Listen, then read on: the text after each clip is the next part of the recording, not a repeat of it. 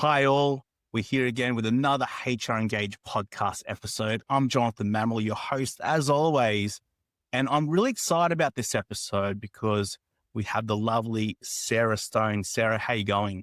I'm good. Thank you so much for having me. I'm excited about this conversation. It'll be fun, I'm sure. Sarah, we've had loads of conversations about getting onto this podcast. I'm so excited to have you on here. I've actually looked at your LinkedIn profile. I know so much about you. There's so much stuff out there about you. There's so many presentations. You've been at conferences. But instead of me just regurgitating all that, why don't you just tell us a little about yourself? Thanks. Okay, absolutely. So, being in a corporate L&D world, private, public, startup life in L&D, but really started sales and service and moved sideways to my HR career. And yes, 2 years ago, decided to start living dangerously and start up our own fractional learning and development business with Kim McGill.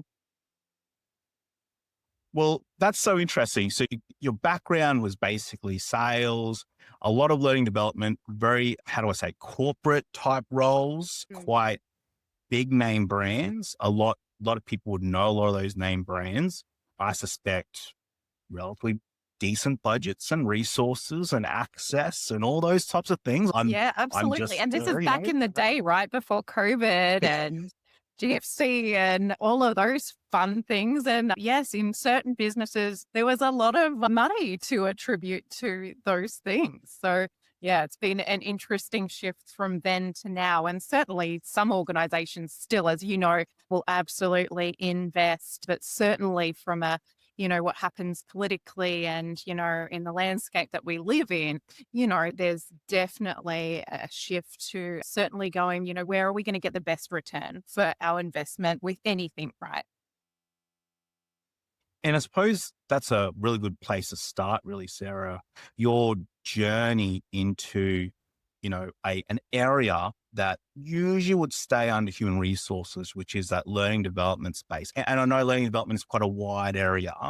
Maybe just tell us a little bit about, the type of focus you have, or at least the background to learning development, and your sort of focus.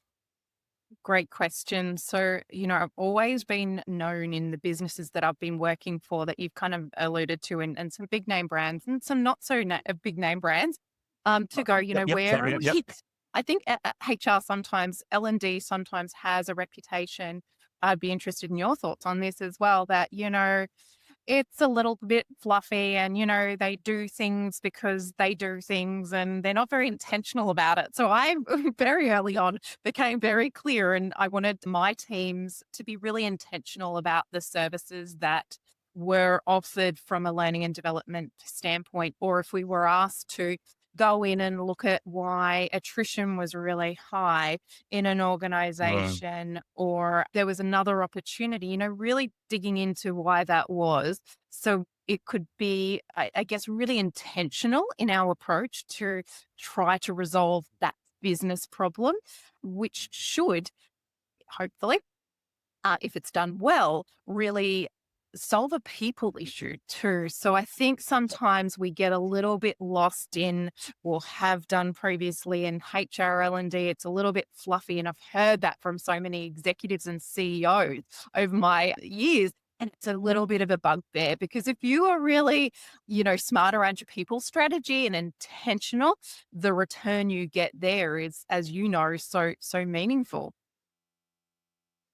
So has the focus been to be part of that strategic, let's say, people and culture space? Has had that been more of a focus with your L&D work? I suppose the first thing is, what is learning development? For those who are listening right now, as you said, some would potentially look at it as a bit of training and maybe a bit of the, I hate to say it, the softer skills side. But what would you say, or what would you define learning development from your perspective? Yeah. For me, it's an intentional framework to grow the business and grow its people. And, really going, where is the best return for both of those things? What does so and so want to develop and grow into, and where's their career step, but how does that fit into real business problems that we're trying to solve for? And sometimes I've seen, it's really just a band-aid, and Mm. perhaps not looked upon as, training or coaching or deliberate interventions that actually need to be embedded. And I think that's where I see the best learning and development programs is something that's not a once off. It's not a training session. It's not a workshop. And of course, those things are important, but really what's the Yeah. intentional strategy from then onwards to really embed that change and ensure that there is return there from that point, whatever that may be. We just developed and designed a learning program that was for 26 leaders.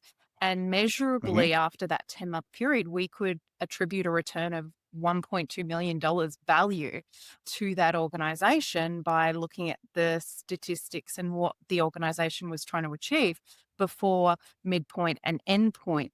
And really, a lot of that, which is interesting, came down to what has the leadership impact been. And we were able to track 200 pieces of impact that those leaders had on the business, whether that was articulating a business case, differently to what they had previously done, whether that was to have a courageous Yeah. conversation. It's all of those things that really make a difference to your people capability and the success of your business, in my opinion. Have you always thought of learning development being in the HR space, or do you see them as distinctly different? Because I know you do a lot of conferences and speaking sessions for a lot of HR, a lot of the HR community. So you obviously see there's some hooks there, but how do you see that working together, or not? I suppose. I think they can work together, but then also they can work apart as well. Naturally, they Hmm. fit kind of hand in glove, given the nature of Hmm. the people banner overarching both of those functions. Equally, I've seen it successful by almost having the HR business partner model that you and I are both aware of, that you have Mm. maybe in some medium or larger sized businesses where you have HR representatives partnering with different divisions or areas or departments. Equally, I see that happening from a learning and development standpoint as well. And there's other areas that you can focus on, like having coaches for certain aspects Yep. of your business, like a sales coach or service delivery coaches.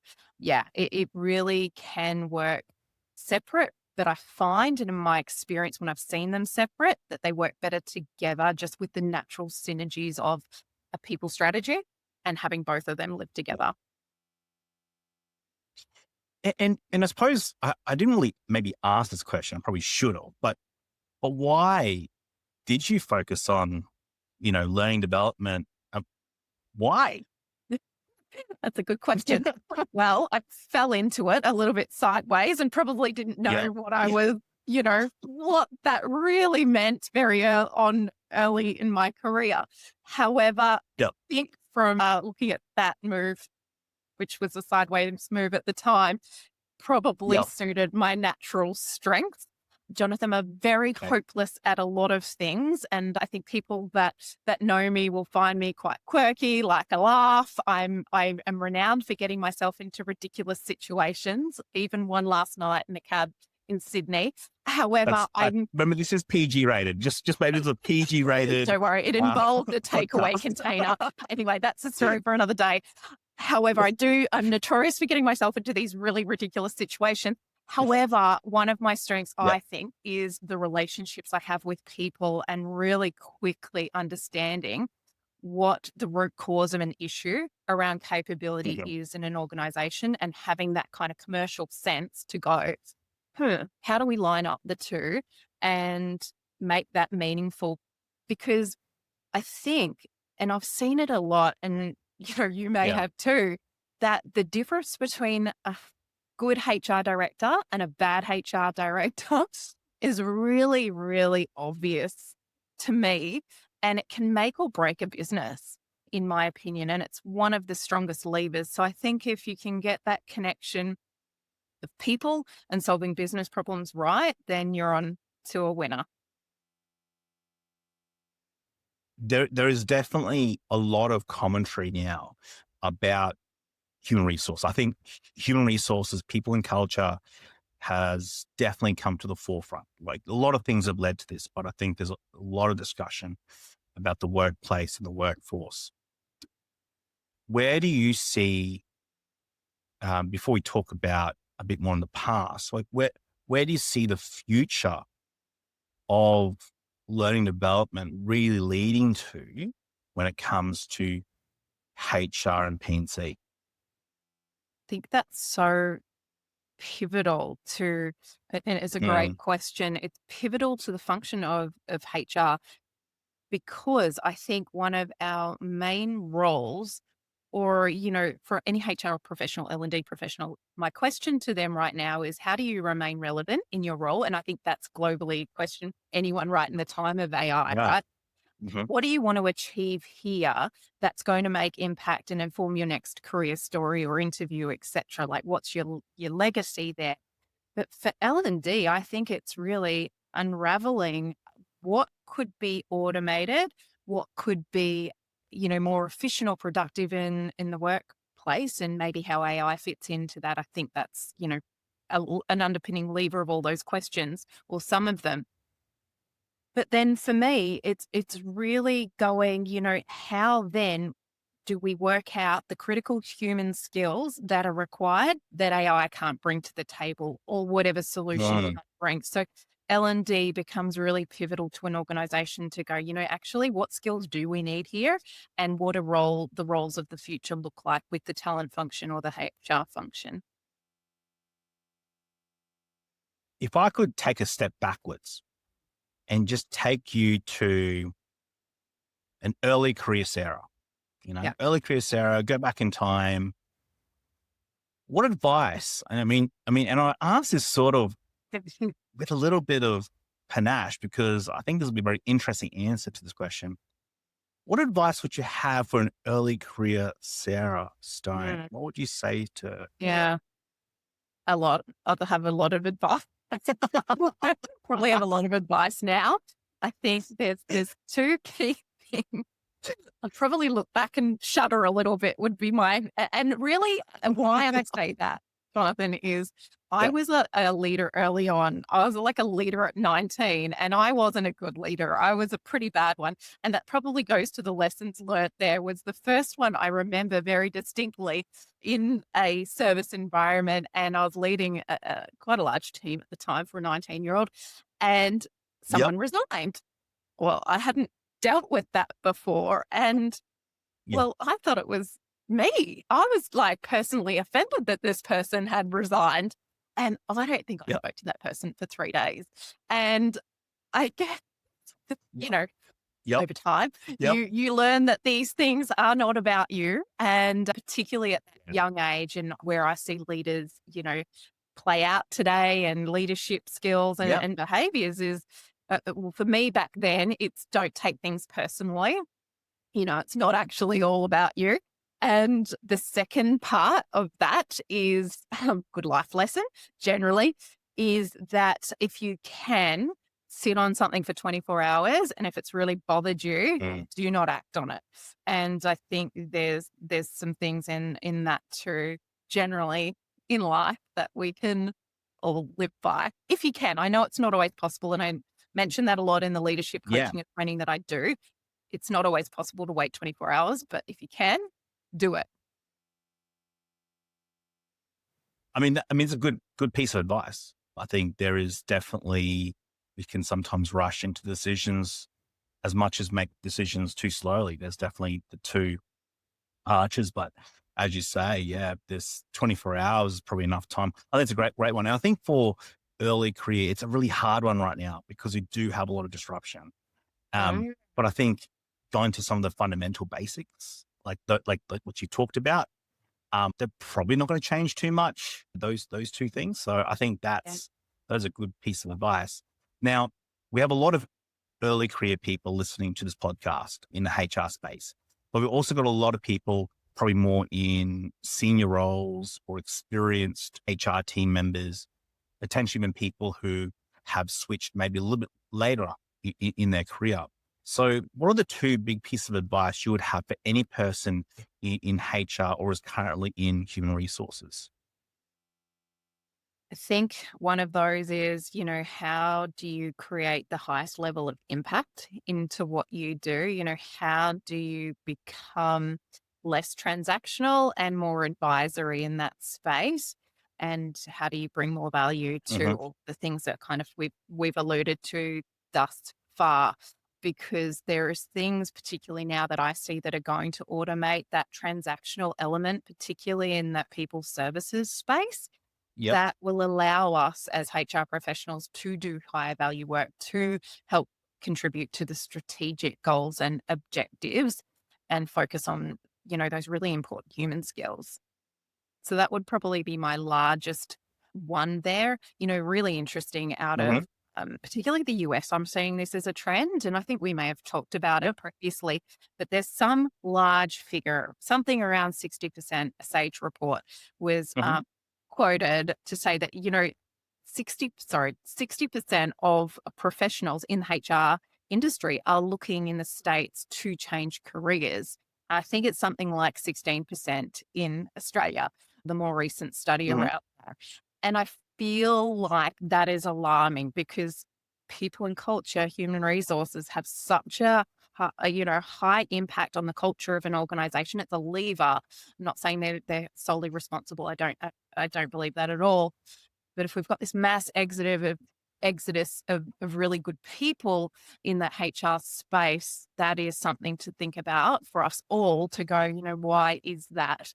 You know, there is more pressures on cost of living.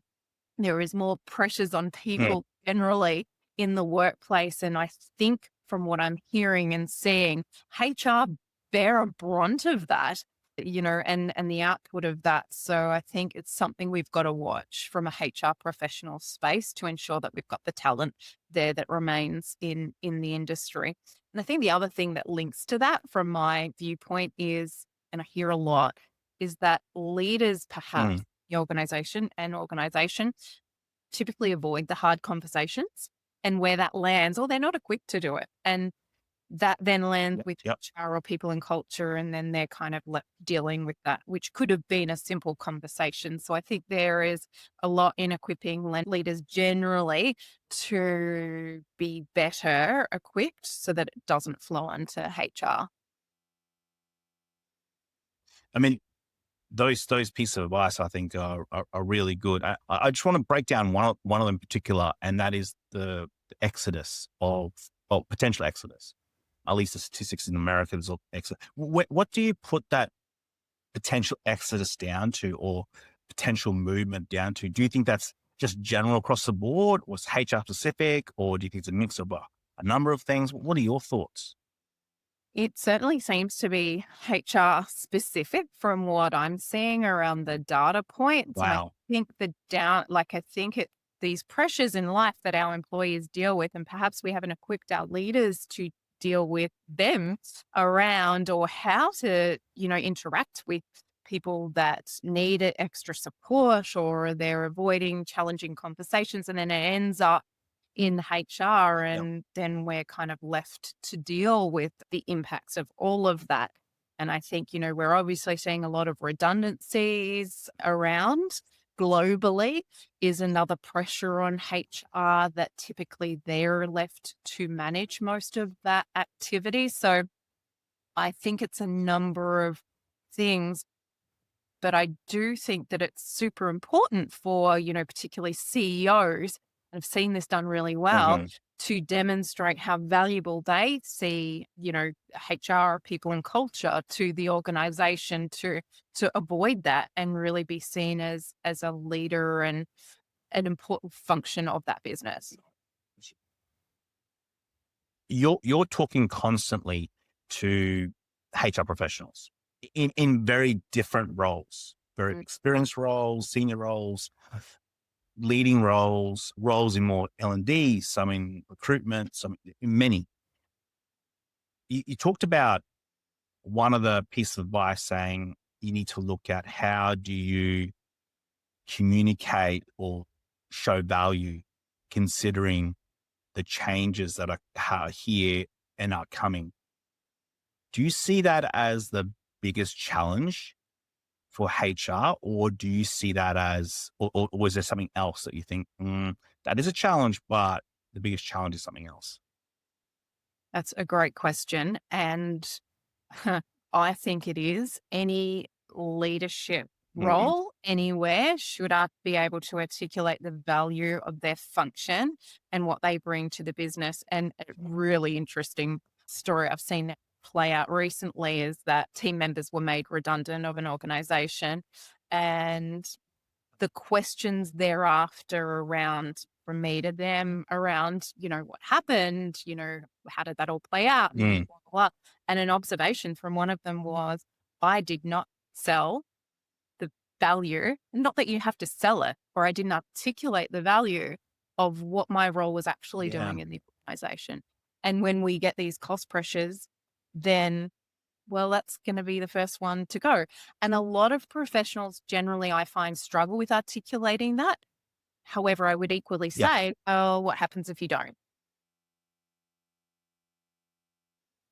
that is a really good point. I think there is the technical aspect, there is the organizational aspect, there is the theoretical, there's the practical, but there is still that communication piece, not necessarily for engagement. That's definitely part of it. But that, as you say, and I know people don't like to say it, but there's a selling piece. There's that selling part. And I think you're right. It probably forces HR teams. They need to do that. Is that something you agree with? Yeah, it is. And I think for me, it's about HR professionals generally not thinking about that until the project's over or they're doing a Mm, post implementation review right up front. And it's consulting 101, right? Is where are you, like, what is the return of you doing this? Why are you doing this? Like we were yeah. talking about earlier. And okay, well, I'm wanting my leaders to have really great conversations with their people, or courageous conversations. I'm wanting them to be developing their people. I'm wanting them to be delegating. Great. The interesting thing is that you can put a return on any one of those things by implementing a program and going, this is what I'm wanting our team to get out of it, or linking to business strategy. Some people kind of look at me when I'm talking about this and go, well, I don't know how to put a return on people being able to delegate more effectively. I'm Yeah. like, well, that's really easy for me because you just, as a legal professional, you'll get that for billable hours, right? But what does that allow you to do in high value work? And you can obviously quantify that. I think that's a really good point. There is an evolution of many areas in the workplace. HR is probably going to have one of those big evolutions. It is still a area which doesn't get a lot of attention. And as you said, there are people that are not able to espouse a value or even articulate that in a way that people understand. There's still seen as almost adjunct or like almost like another piece of the business, not a part of it or not part of the organizational strategy. I think those points are really interesting because in your space, you would see that almost inside, but doing it from I know a leadership development piece. It's very interesting your perspective that's what you actually see on a daily basis. Yeah, it is. And really see that we don't focus enough, in my opinion, as HR Mm, professionals on measuring the value that we create. Therefore, the rest of the mm, business in some aspects or maybe some parts don't understand the value that HR brings. So I think collectively as HR professionals, we can all do a better job to go, what a problem are we solving for up front? How can we articulate the value as the project goes along or the program's being rolled out, if it's a learning and development initiative or equally a talent initiative or you know, a well-being initiative, how can we actually track the success and talk to that at the end of it so that, the sales area or the legal function actually know how that's contributing to the bottom line. it's a good point. What is the one thing about human resources that people might disagree with you about? Mm. Well, I don't know about the disagree. I'm sure there's probably some things that they would. However, the thing that irks me, which goes back to my earlier point, is when senior executives relate to initiatives as fluff or, the soft side of things and really don't see it as a strategic lever. I think that says more about their leadership and than anything else around about HR or learning and development. I think that might have been the way to look at it in the 70s, but certainly not when we're in, not that I was around in the 70s, but close to it. It's not the way that we would look at it if you're really looking to grow your people, grow your culture, and grow your business. Do you see more organizations investing in that development, or do you see it going down? Like what do you see from your perspective? I think that organizations generally are being more deliberate about it. And, the Mm, really interesting thing that we are getting asked frequently at linkABLE for is capability frameworks. And what I mean by that, without getting really technical, because it's actually not, it's going, what is our business strategy the next 2 years or whatever it is? And I wouldn't recommend doing it beyond 2 years because things change so much and so rapidly right yeah, now. However, yeah. what are the top three organizational objectives that we have? What are the top technical, soft skills, leadership skills that we need to support that initiative or our initiatives collectively? And you can drill that down to the JD, the PD to show how someone can progress in an organization. And I think that's the kicker. When you look at where organizations start there, look at a framework to help you achieve your people and organizational objectives, but then you're also looking at career pathways for your team, because that is one of the number one reasons that someone will come and join you is, what can you do for me? How are you going to grow and develop me as a person as well? So it could be your strategic, employee value position or proposition or support Hmm. your Yep. EVP. Are you sick and tired of receiving advice that is very long, sometimes doesn't make sense, has a lot of legal jargon? All you want is some practical advice so you can achieve whatever those aims are. Maybe you want lawyers that are more preventative than reactionary. Well, maybe South Geldart is the solution. We've been helping HR professionals for a very long time now, and this firm itself is built off over 60 years of history. That's a lot of history. That's a lot of values. So we pride ourselves on being fast, on staying in communication with you, and of course, being really practical with our advice. So the next time a matter comes around, why don't you give South Geldart a try? Check out southgeldart.com.au. I'm Jonathan. I'm the director here for the employment law team, and we'll make sure we take care of you. Now, of course, if you say that you're a listener to the HR Engage podcast, we'll make sure that there might be a little bit of a discount there for you as well. So that EVP perspective, do you see that? And look, there's been a lot of discussion about EVP for maybe a long time now. Probably, Right. I mean, it definitely was discussed prior to COVID, but I don't think it was discussed as much. Mm. Definitely that first or second year straight after COVID, EVP was discussed at length, no doubt Mm. because of retention and recruitment issues, at least in Australia. I know there's other Correct. issues around the world, but recruitment and retention issues in Australia was definitely a thing, and still to some extent is. Do you see EVP or the employee value proposition as still a leading area of discussion, or do you think that's starting to move somewhere else? Interesting question. I think it has to Hmm. remain I thought it was. a a an item of consideration. Right. Do people care as much about you being an employer of choice these days? I'm not sure. I'm sure it adds credibility, right? Whoa. I'm going to be controversial. Yeah. And Yeah. Okay. will we see that evolve over time because the level of progression you're giving me or development is really great.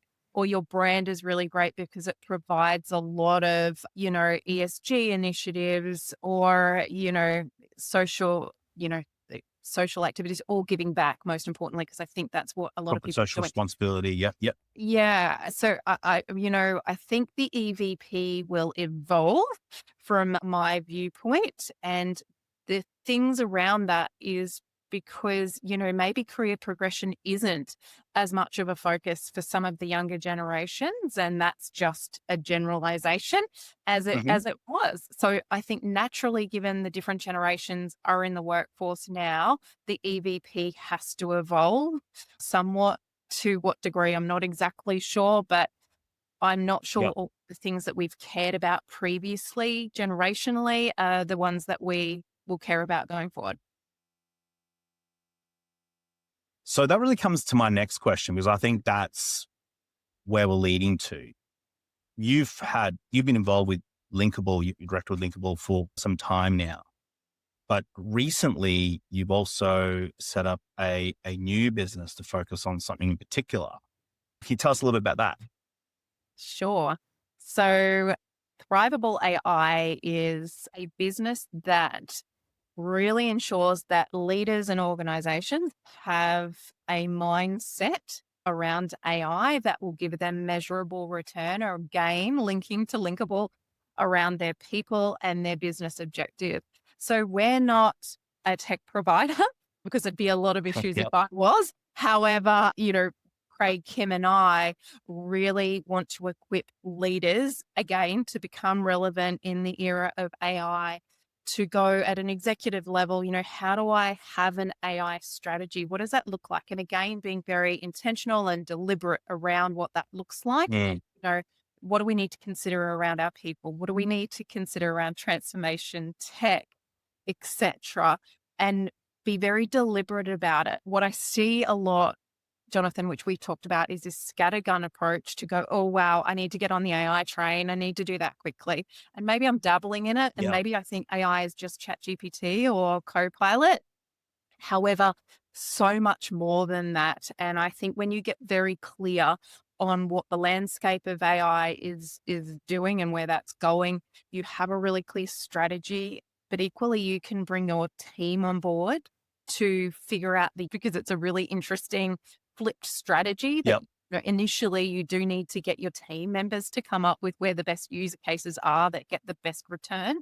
And again, we've got an ethos of showing the return on where AI can play in your organization. So if you were to get rid of some low hanging fruit, maybe in the accounts payable space or the accounts receivable space with agentic workflow, then that would provide, measurable return of 50,000. I'm making this up across, 6 months. What would that allow you to do with that, redirected resource or that redirected time? So that's in a nutshell what we're doing. We're not the tech players, but we can connect you to that. However, it's more around leadership, mindset, strategy, and where do you best play and be deliberate about it. So that's very interesting, because you tackle AI a little bit differently to a lot of the people that I've heard from.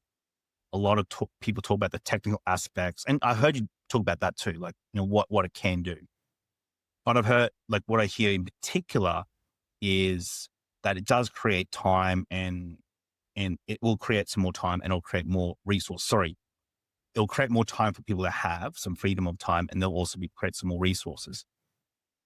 But there's a key question of what do they do with that? And that's where I understand that you've said, okay, that's where we need to actually play in that space, because that is a key question that needs to be answered for a lot of professionals, a lot of, uh, Mm. you know, exec level, HR, pretty much everyone.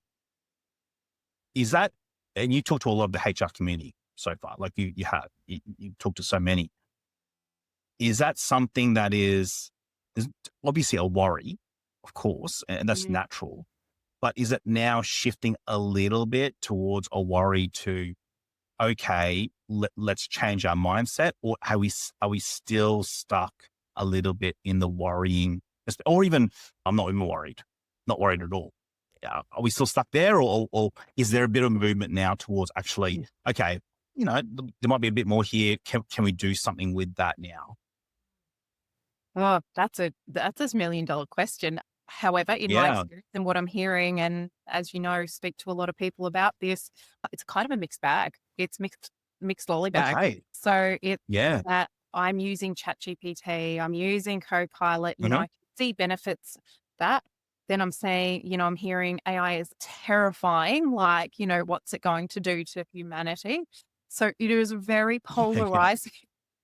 And I've got my Wow. opinions on that. Wow. But anyway, that's another session. Yeah. But, So like very wide range, right? right, Wide range. So from back like range. using a little bit, playing a bit, to like it's, Terminator's coming type Yeah. thing, and then everything in between. And that's Mm. still the case. You still Yeah, see that I range? think so. I think Yeah. there's Wow. absolutely more advocacy for it, Yeah.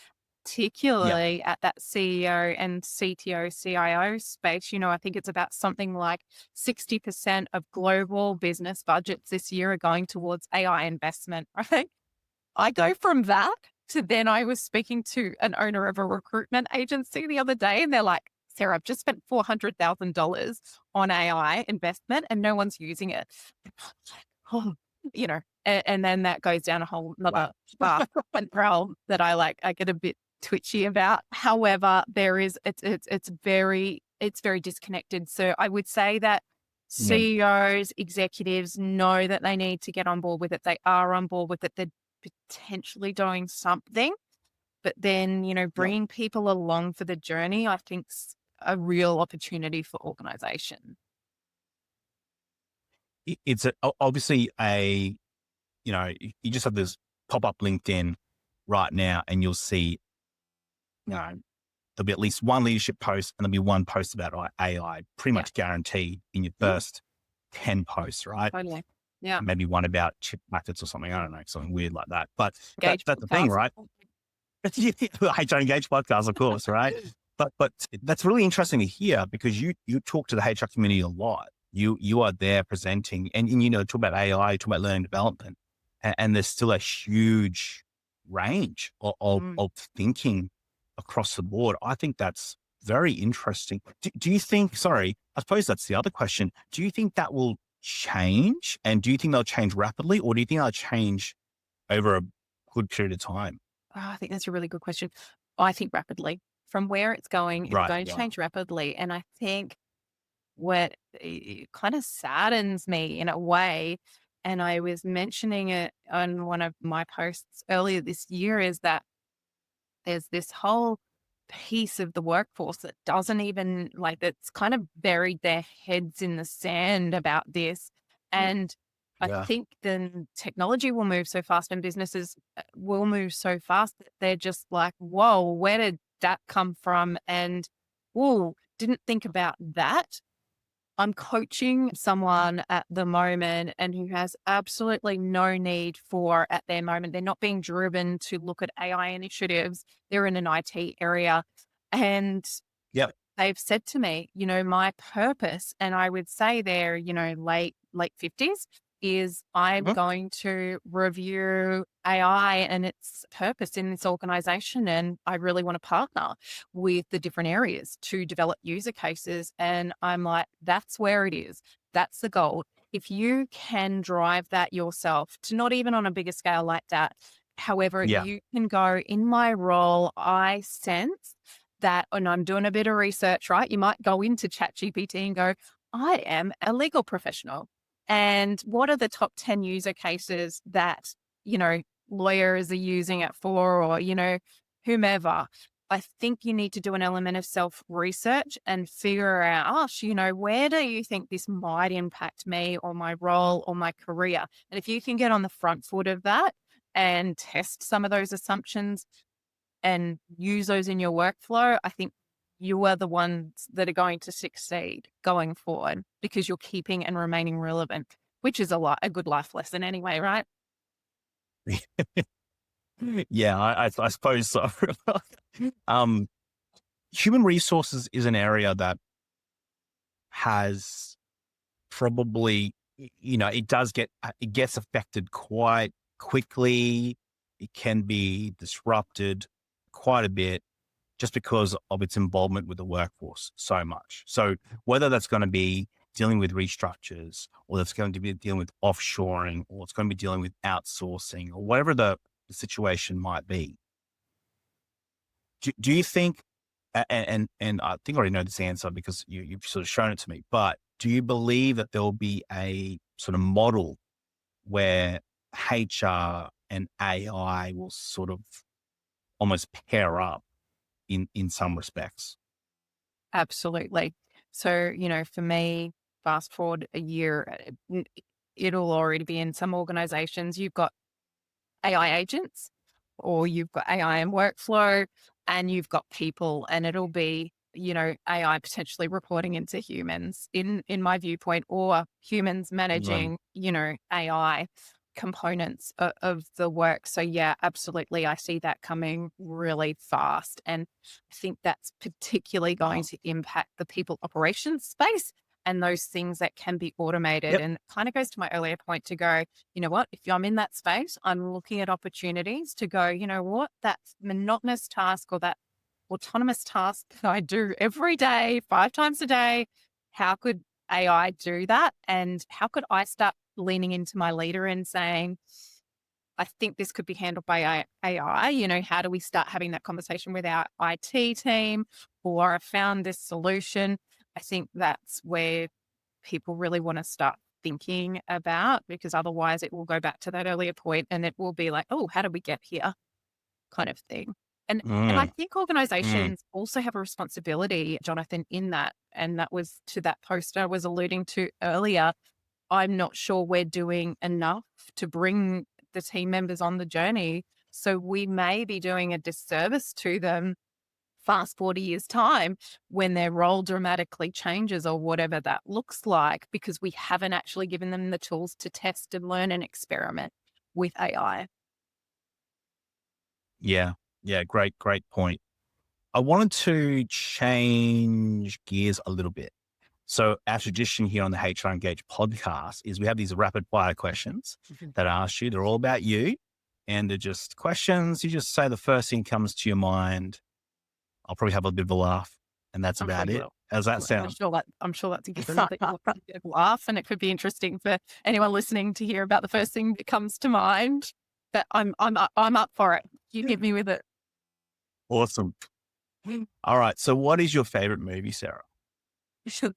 Probably Cocktail was one of my first movies with Tom Cruise. Have you seen that? Wow, that is a blast for the past. That It is a one. Yep. blast from Okay. past. Tom That would be Cruise. one All of the right. favorites. I also like Shawshank Redemption, but yeah, I always get a Cocktail fond Classic. memories. First movie, very young. Wow. Okay. Cool. Cool. Cool. What is your favorite holiday destination? That would be the Maldives. Fortunate to go Oof. there probably 4 years ago. And yeah, I really, really, Okay. I know that, yeah, it's a bit of a trek to get there, but yeah, beautiful part of the world. Well, I've never been, but I've heard from so many people. It's such a beautiful place, Yeah, and it's constantly talked about. So, yeah, that's a sort of relaxation. I can already see it already. it is amazing. And Oh, from a sounds Queenslander fantastic. perspective, you can't go past Tiwa on the Yep. Sunshine Coast is, somewhere where I always feel like I'm on holidays. I mean, a little bit different, but yes. I mean, yes, the both very nice. Oh, yes. Both very nice. Yes, they are. No, it's not talking to Apart you. from family friend. Oh, that's great. Great. It's great. Value is better, but yes, great. It's great. Apart from family and friends, who has inspired you the most? Yeah.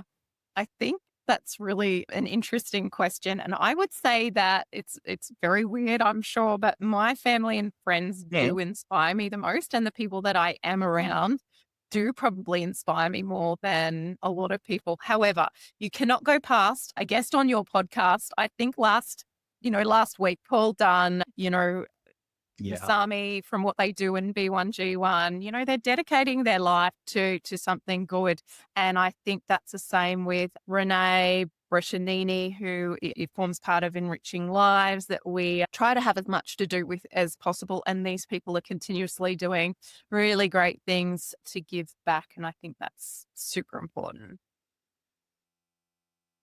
Well, shout out to our episode 20 guest, Paul Dunn. Yes, he's inspired so many people in the world. And just, obviously, I agree with you. Just having a conversation with him, super energy, but just his experience, just is incredible. And what he knows and the way out he can articulate that. Amazing. Yeah. Just He's amazing. like a wizard. And he's still going. Him to a He's still wizard going. before, and Masami doing Yeah. some really great things on the global stage as well. Yeah.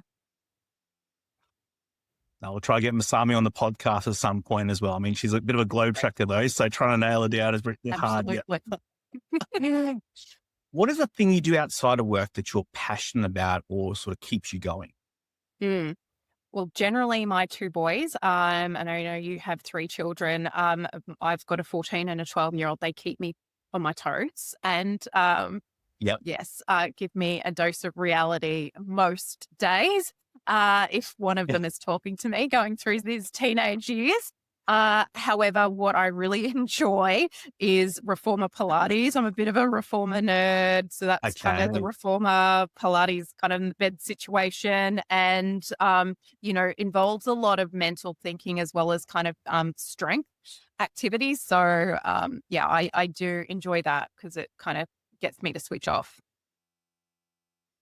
Did you say you thought I had 3 children?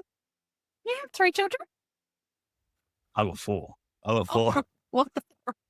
I've forgotten one. Well, let's not get them to listen to this. That's okay. That's okay. It is a mistake that could be made easily, but no, there's definitely. Lucky they're not on LinkedIn listening to this, though, are they? Let's be honest. No, it's all good. So you've got great kids, but reformer Pilates. Yeah, okay. I have no idea what that is, but I'm going to have to send tutorial video on YouTube for you to have a look at that. Yes, it's an interesting one. I dare say it's probably not for me, but you know what? Willing to watch what you want me to watch, and then right. Well, look, maybe I just will find a tutorial and I will send it your way. I'm not sure it's right up your alley. But look, you never know. You never know. Never know. Never know. Never know. That's right. Yes. Now, Sarah, apart from reform Pilates, tell us something about yourself that people don't know about you. I think it probably goes back to that earlier comment around a little bit offbeat, find myself in unusual situations, ridiculous scenarios. If you ask anyone that works with me or knows me, I think I know my strengths. I know where to play. That's a few places. And there's a lot of places that I'm a bit ridiculous in life about, and people laugh at me a lot. Driving is not a strong suit for me, Jonathan. Really, there's a catalogue of driving stories and near misses that I have. So don't come near me in the car. Okay, headline of this podcast: driving not my strong suit. There you go. No, really not. No, I appreciate it. It's good, mate. I wanted to ask you as well, and we always ask all our podcast guests, if you could recommend a book or a movie or a TV show or a podcast to listeners, what would it be and why? Yeah. Just finished, I think, Like a Monk by Jay Shetty, and I really liked that. And I think it's just, cultivating that calm, that, non-negative kind of energy, and I'm all about that, and your passion and your purpose. So that's a good one. Not that I'm thinking I'm fitting into a monk state anytime soon, but a good one. And the other one I really like is Mel Robbins' podcasts. I've listened to a lot of those and really enjoy her take and perspective on things. It's been a real pleasure speaking to you on the podcast today. There's so much to unpack, but the whole idea of learning development being such a big area, a big space, you're talking to the HR community on a regular basis. And I think there was a few key elements or key points that you really got across. Now, no doubt there's the obvious, which is AI and the opportunities and the challenges that HR face in regards to that, in particular around that creation of time, the creation of resources, and what do we do with that, as opposed to sitting back, I think being proactive. I think that's one of your major points around the AI space. I thought it was really interesting as well that you brought some, I suppose, some statistics around there's potential, we're going to potentially see big churn in the HR space. And that's potentially down to a little bit of some leadership. There's other factors in play, which we probably haven't quite nailed, but I thought that was really interesting. And then the other aspect, which I thought was really interesting as well, is, you've probably been talking to the HR community for a long time now about AI, and there's still such a huge variety of thinking, and trying to move that needle is probably not going to be not as easy. Sorry. It's going to take some time, but yet the development of all that is going to be rapid. It's almost like there's a clash there with the There way is. people are thinking, but it won't matter because the development of it is faster. So that'll be really interesting to see what that brings up. I suspect a lot of problems, Yeah, I think you which may see I the think downstream of was, that as well, right? There's mm, potential for, all things to come up in your space around that, and, how you, ethically and morally as well. yeah. I think there's going to be a lot of um, problems, novel problems or unique challenges that no one's really seen yet, or not even really contemplating, that we will see. And then we'll start to see some cases around it. There might be some law that will try to catch up, but I suspect it'll all be behind.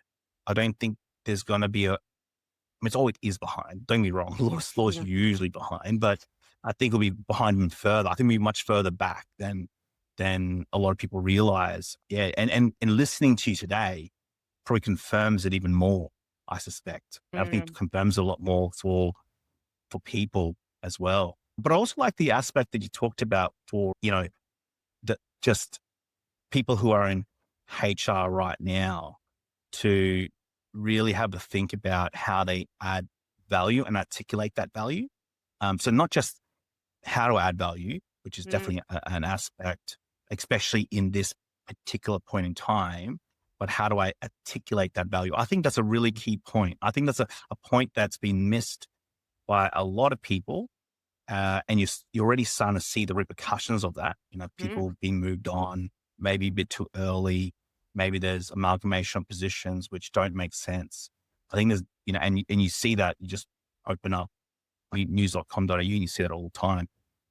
I think that was a very interesting point, Sarah, that you observed. Mm. Great. Well, thank you for having me.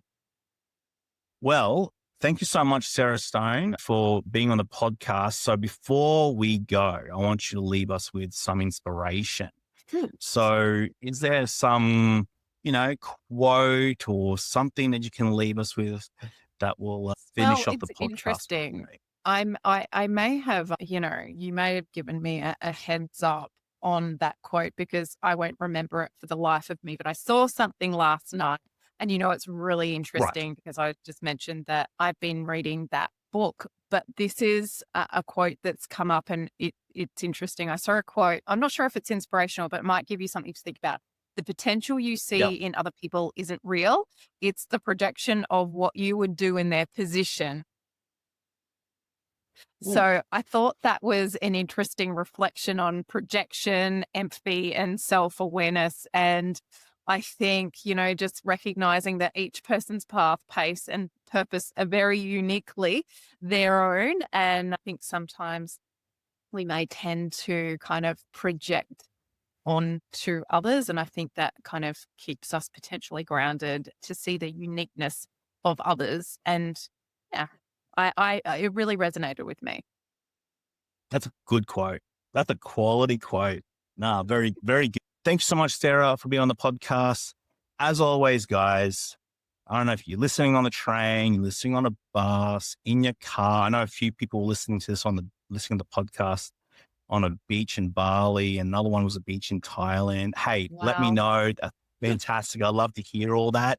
And yeah, I've had a few people stop me on the street and say, are you the guy on the HR Engage podcast? And the answer is yes, I am. I am that guy. I am the host. So thank you so much for all the feedback so far, but please like, follow, subscribe so we can get this out to more of the HR community and we can get to more people. And of course, we'll get more guests like Sarah on the podcast. So that's Jonathan Mamaril from the HR Engage podcast.